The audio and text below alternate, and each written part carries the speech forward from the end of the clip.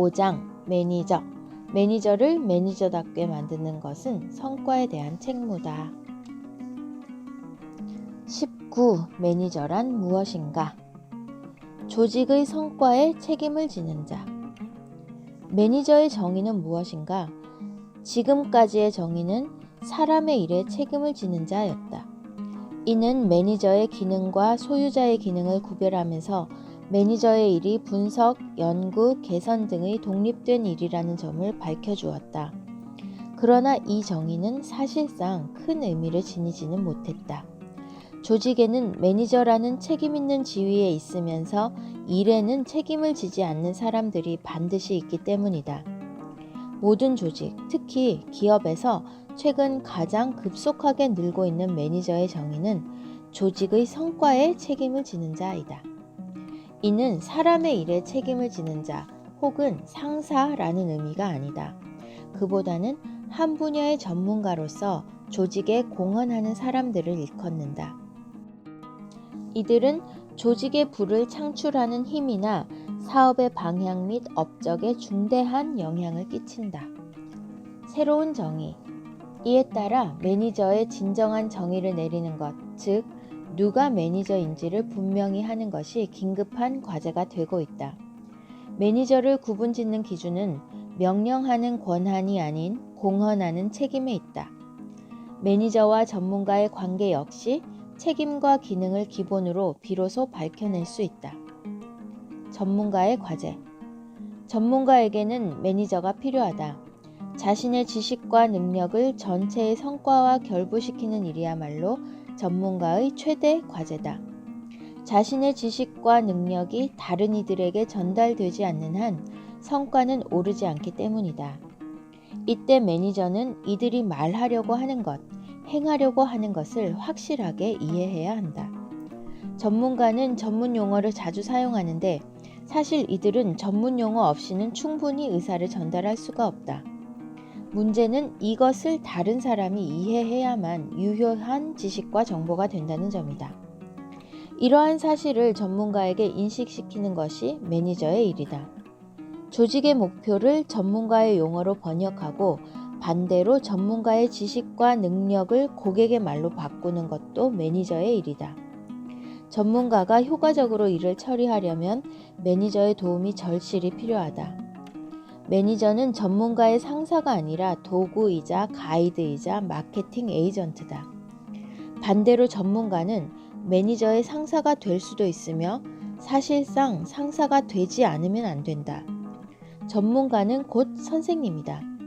자신이 속한 매니지먼트를 이끌어가면서 새로운 기회, 분야, 기준을 나타낼 수 있어야 한다. 이런 의미에서 그들은 조직 내의 모든 매니저보다도 높은 입장에 선다.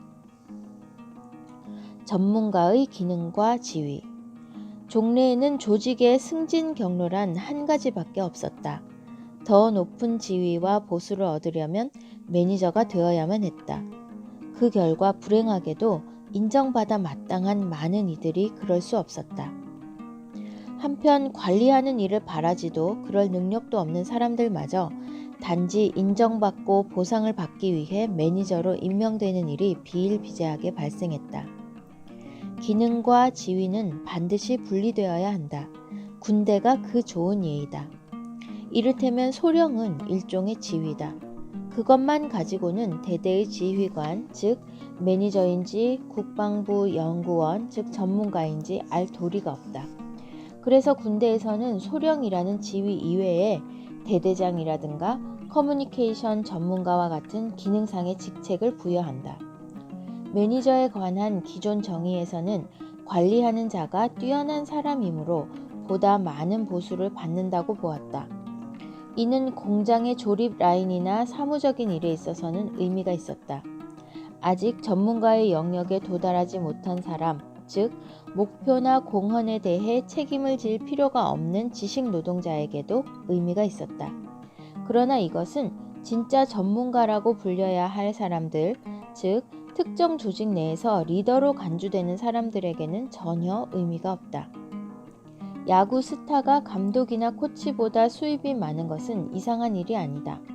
전문가로 구성된 조직의 우두머리인 매니저는 그 부문의 사람들 대다수보다 많은 보수를 받는다. 그러나 감독보다 더 많은 보수를 받는 스타 플레이어가 간혹 존재한다는 사실을 예외로 여겨서는 안 된다. 더욱이 이를 바람직하지 않은 것으로 간주해서도 안 된다. 특히 영업사원의 경우 실적이 우수한 인기 영업사원이 그 지역 담당 판매 부장보다 많은 보수를 받는 것은 결코 이상한 것이 아니다. 매니저든 전문가든 매니지먼트 그룹의 일원이란 점에서 다를 바가 없다. 그들에 대한 요구에 차이가 있어서는 안 된다. 매니저와 전문가의 차이는 그 책임과 활동에 있어서 매니저 쪽이 다른 면, 즉 관리적인 부분을 한 가지 더 지니고 있다는 점에 있다. 50명의 부하 직원을 둔 시장조사 담당 매니저와 1명의 부하도 없이 똑같은 일을 하고 있는 시장조사 전문가의 차이는 기능도 공헌도 아닌 조직상의 차이에 있다. 양자에 요구되는 것은 같다. 그들은 모두 매니지먼트 그룹에 속한다.